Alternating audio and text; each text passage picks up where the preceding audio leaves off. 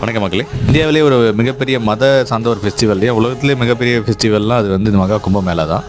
அது இப்போ நடந்துகிட்ருக்கு. உத்தரப்பிரதேசில் நடந்துருக்கு, பிரயாக்ராஜ் அப்படின்ற இடத்துல. இடம் பார்த்தா திரிவேணி சங்கமம் அப்படின்னு சொல்லுவாங்க. கங்கா, யமுனா, சரஸ்வதி 3 நதிகள் கூடுற இடம் அப்படின்னு சொல்லுவாங்க. இது உலகத்தில் மிகப்பெரிய அமைதியான மத திருவிழாவாக யுனெஸ்கோ அறிவிச்சிருக்கு. இது பார்த்தீங்கன்னா தொடர்ந்து 45 நாள் நடக்கும். 14 வருஷத்துக்கு ஒரு முறை தான் மகா கும்பமேளா நடக்கும். இதுக்கு உலகத்தில் பல பகுதிகளில் நிறைய பேர் வந்து கலந்துக்குவாங்க. அப்படி ஒருத்தவங்க தான் ஆப்பிள் ஃபவுண்டர் ஸ்டீவ் ஜாப்ஸோட மனைவி லாரன் பாவல் ஜாப்ஸ். அவர் பார்த்தீங்கன்னா கைலாஷ்நாத் கிரி அப்படின்ற ஒரு மதகுருவோட ஆசிரமத்தில் தங்கியிருக்காங்க. அவருக்கு அங்கே அவங்க வந்து கமலா அப்படின்னு ஒரு ஹிந்து நேமும் கொடுத்துட்டாங்க. இங்கே வந்து கலந்துட்டு மட்டும் இல்லாமல் அவங்க ஒரு விரதம் இருக்காங்க. கல்பவாசி அப்படின்னு சொல்லி 1 மாதம் இருக்கணும் அந்த விரதம். இங்கே வந்து கலந்துணுன்றது ஸ்டீவ் ஜாப்ஸோட ரொம்ப நாளுக்கு ஆசை.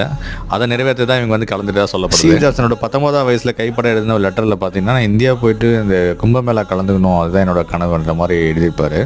சரி, அவர் இறந்துட்டாலும் அவர் ஆசை நிறைவேற்றணும்னு அவர் மனைவி இங்கே வந்திருக்காங்க. கும்பமேளா பற்றி வேறு ஏதாவது சுவாரஸ்யமான தகவல் இருந்தால் கமெண்ட்டில் சொல்லுங்கள் மக்களே. நன்றி.